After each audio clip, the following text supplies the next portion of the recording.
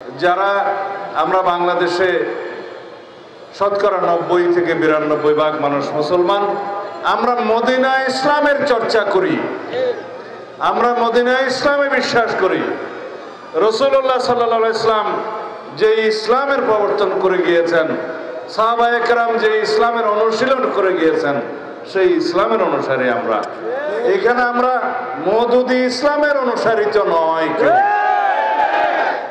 সুতরাং যারা ফিরকা ফিতনা তৈরি করে বাংলাদেশে মুসলমানদের মধ্যে বিভ্রান্তি সৃষ্টি করতে চায়, তাদের কাছ থেকে আমাদেরকে সাবধান হতে হবে।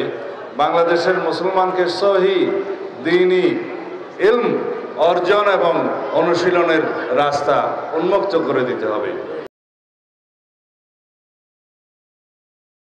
যে মদিনার ইসলাম বলে কোনো ইসলাম নেই,